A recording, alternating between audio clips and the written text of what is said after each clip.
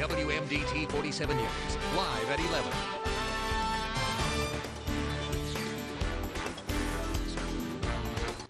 Controversy continues to surround the Berlin Fire Company as the department battles sexual discrimination accusations from a former employee. Plus, one suspect is dead and another in the hospital after an overnight home invasion in Accomack County. The latest on the investigation. And the case of a Salisbury businessman accused of a decade-long mortgage fraud scheme heads to Baltimore. How his alleged victims have been coping with this ongoing ordeal. Good evening and thanks for joining us. I'm David Caldwell. Emily has the night off. More news in less time starts now. After more than a year of allegations, a former paramedic has taken legal action against the Berlin Fire Company. WMDT's Jared Hill joins us now live in the studio with more. Jared? David, Zachary Tyndall, who'd been with the Berlin Fire Company for 9 years, officially filed a lawsuit against the fire company this past week, alleging sexual discrimination by certain members of the company. Now, today I spoke with Mr. Tyndall's lawyer. Take a look.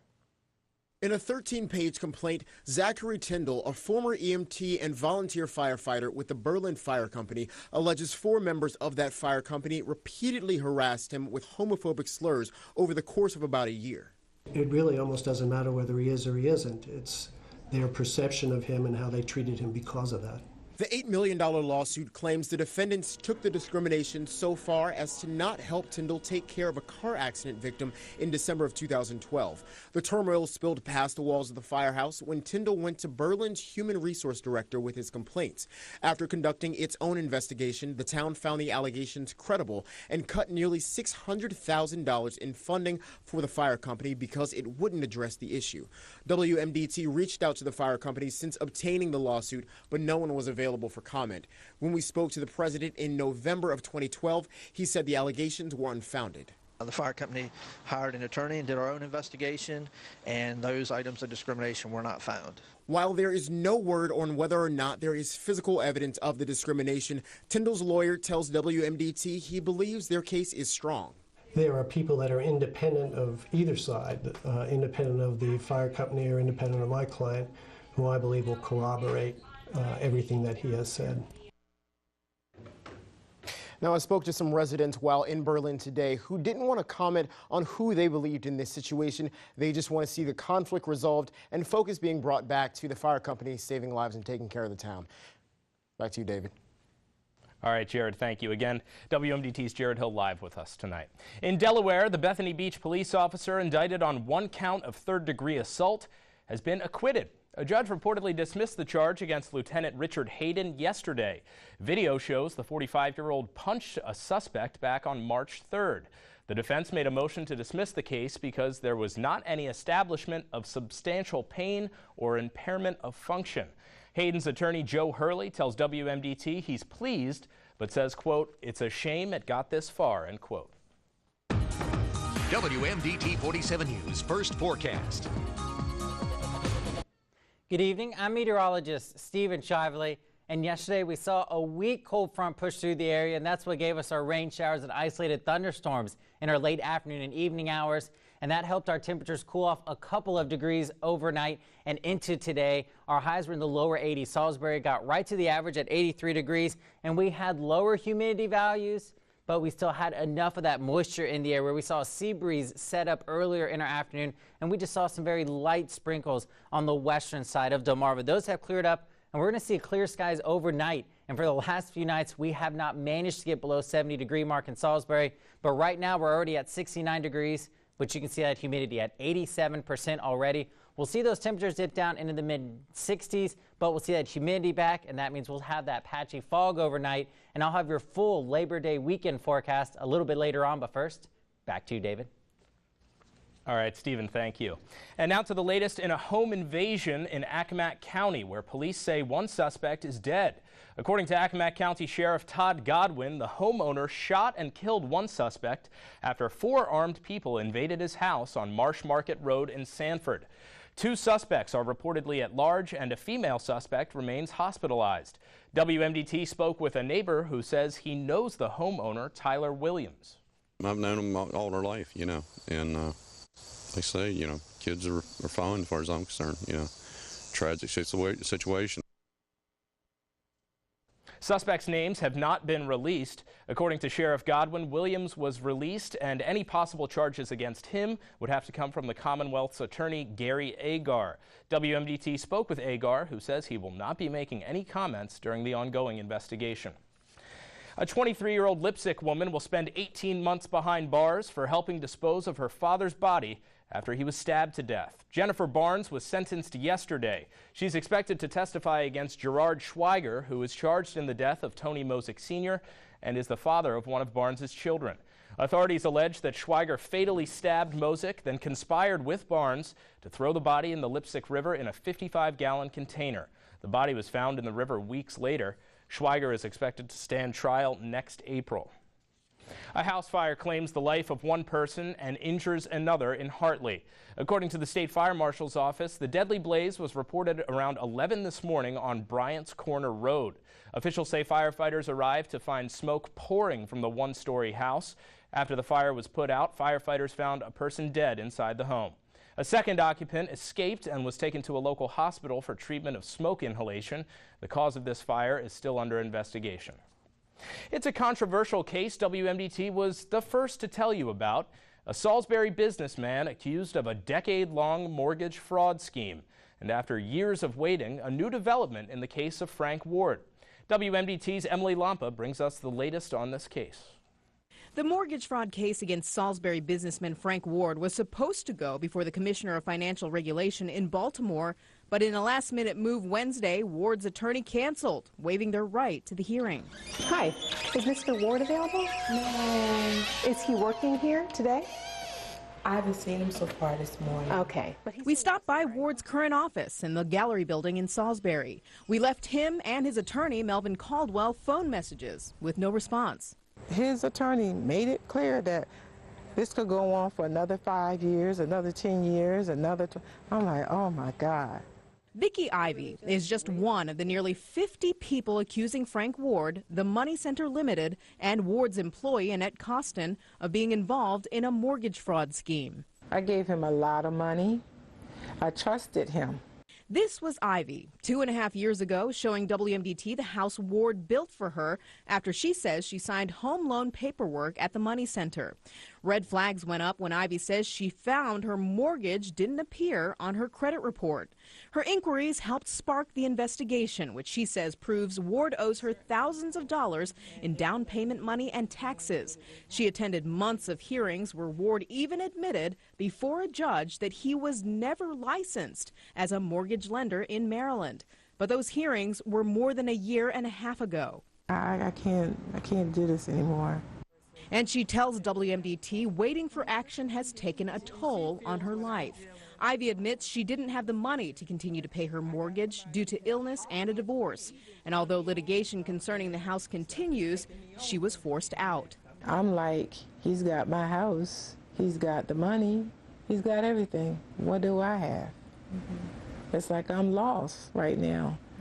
Now it's up to the commissioner to look at the facts presented by both sides of this case and issue a final order. Ward could be slapped with hundreds of thousands of dollars in fines to the state. It could make permanent the cease and desist lending order already in effect for Ward, Costin, and the Money Center, and it would require Ward to pay restitution to the victims. Again, WMDT's Emily Lampa reporting for us tonight. Now, the state wouldn't give an exact figure for the restitution, but we're told the number is, quote, substantial. But once that final order is issued, it doesn't mean this is all over. Ward can choose to file for judicial review in circuit court, which is an appeal of sorts. And after that ruling, Ward or the Maryland Attorney General can apply to fight the decision in the Court of Special Appeals. And for the latest on this, plus any of today's local headlines, head to WMDT.com. Action from a citizen group has put an end to a new crop of parking meters in Ocean City. Monday, the town council voted 5-2 in favor of getting rid of the parking meters installed in certain locations throughout the town. This decision comes after a group of residents submitted a 1,600 signature petition in July against the new paid parking meters. The machines were expected to bring in more than $150,000 to Ocean City. They were installed in May and are no longer operational. Today, Salisbury Mayor Jim Ireton announced the site for the old mall on Civic Avenue has been ordered to remove the rubble pile. That rubble pile has been there since its demolition in June of 2008. At the time, the rubble was thought to be used as roadbed for the private streets and the residential development that was planned for the site. The owners have apparently requested the pile be allowed to remain indefinitely. There is a hearing set for September to discuss the future of the site. The Maryland Food Bank is kicking off its annual Hunger Action Month. According to the USDA, more than 720,000 Marylanders aren't sure of where their next meal is coming from. Here on the shore, Somerset County has the second highest rate of food insecurity with a little more than 18%. That's the second highest in the state, behind Baltimore County. Representatives from the Salisbury branch of the food bank say the need has been growing over the years. Nobody wants to say, I can't feed my family.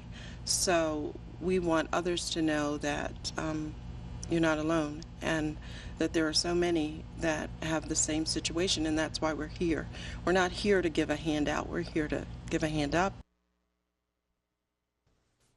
And for more on how you can help the Maryland Food Bank next month, and for a full breakdown of how hunger is impacting the other counties in our area, just head to our website. And now to the stories making headlines across our nation this evening.